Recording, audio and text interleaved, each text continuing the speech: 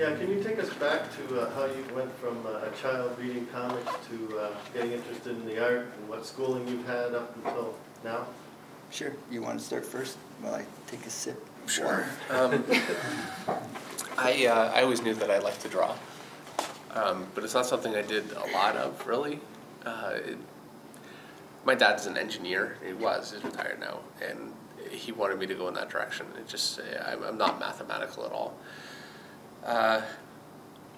And I had been kicked out of high school a couple of times, which is not great, but it took me a long time I was 20, actually, by the time I really realized what I wanted to do. I think if I would have had a better art teacher, maybe. I didn't have an art teacher that really I used to like drawing skulls and different things, and I could do it pretty well, but there was really nobody that took that seriously at all. So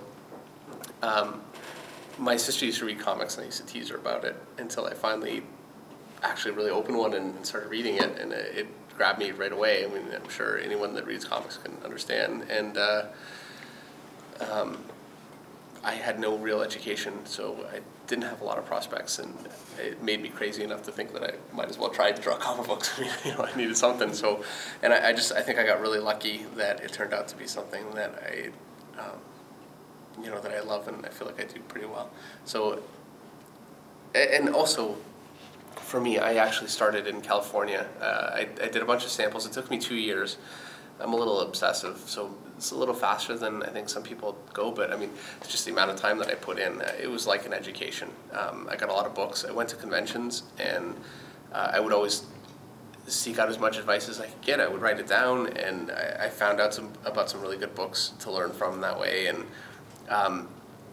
other artists pointed out things that I was doing wrong, so I would go home and try and work on that stuff. And after about 2 years, I had samples that were at least good enough to get me into Top Cow, which is a division of Image Comics still around, And Mark Silvestri he used to draw X-Men, and he's got his own company, and he was my boss for 6 years. So I started actually, gave me a 3-month trial period to prove myself, So I came in, and it's like an intensive learning process. It taught me everything that I was able to learn anyway.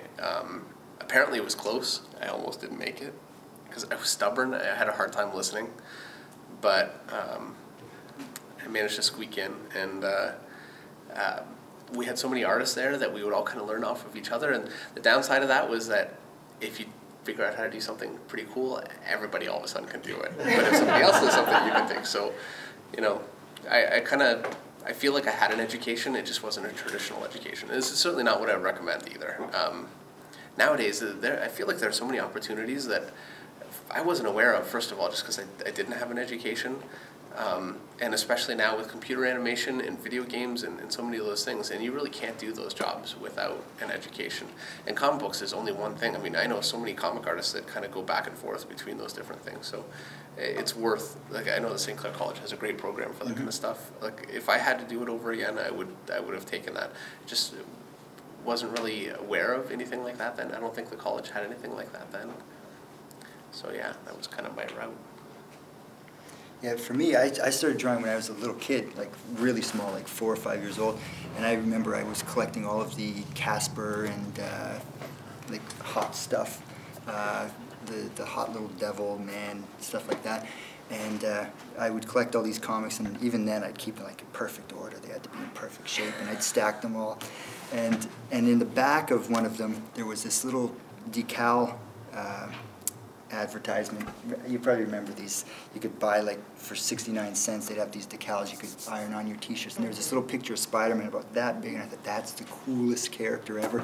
So I ended up having this guy, whose name was Guy Lapointe, came over to my house with his stack of beaten up old Batman and Spider-Man comics.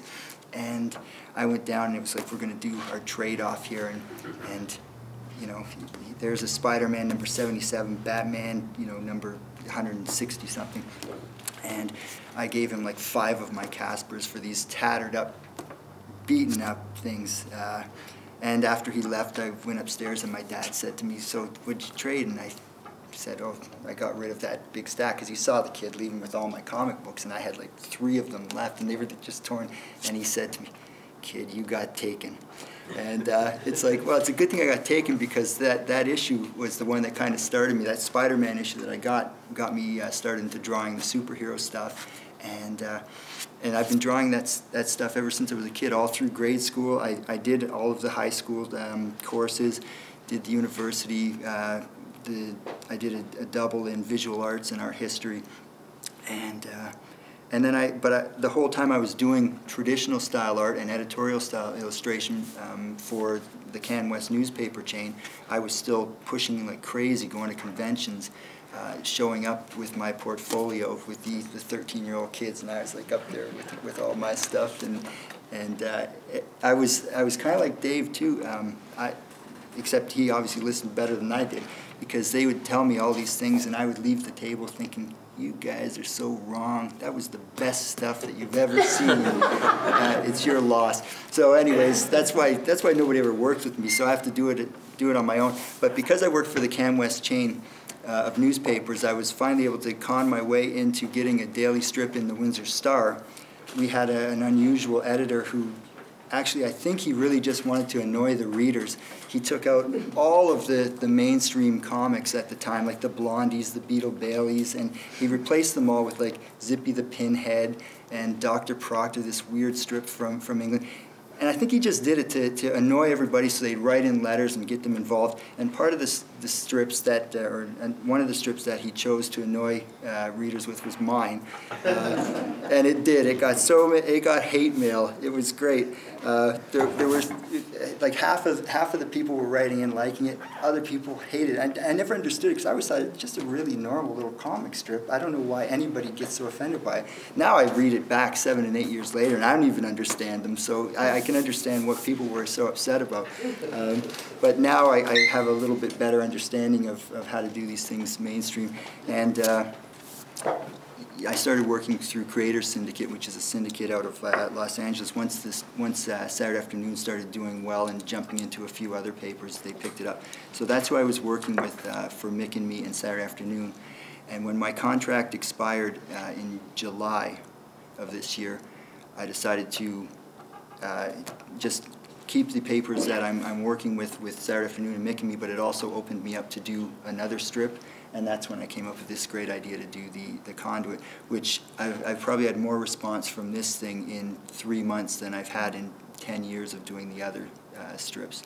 So it's really caught on much better than I would have anticipated. And that's why it's sometimes so disappointing for me that I can't put all my time into that, because I know people are more excited about that strip than the other ones at this point. So I was just going to ask really quickly about conventions, because you guys both have been going to them for at least, what now, 10 years maybe? 6, 7? I mean, 16 years. On a consistent basis as well, and working them, right? So, I mean, they must have, they're getting bigger, they're getting flashier, they're getting... There are a lot more of them than there once were. It used to be a summer convention season. Now it's it's all year round. And San Diego, I know, has gone from, I don't know exact numbers, but a fairly small show. I mean, I remember driving up in the car and parking and walking in, and now they have police blocking off like major portions of downtown, and it's 130,000 people that go. I don't know if that's a day or the whole weekend, but it's a massive amount of people. And they have it's the movies that really have driven it, and so they have these. Warner Brothers will have a booth, and it's huge. It's like a little city with massive screens and stars, and it's very different than it used to be. The downside, which is it's a small downside. It's so nice to have all the movie stuff and all the video game stuff, and that stuff is great. But it means that the comic books and the actual comic companies are kind of in the back a little bit. Artist Alley is a little square. If you look at a map of the San Diego Convention Center, it's a little dot that you can barely see in the back where we're all.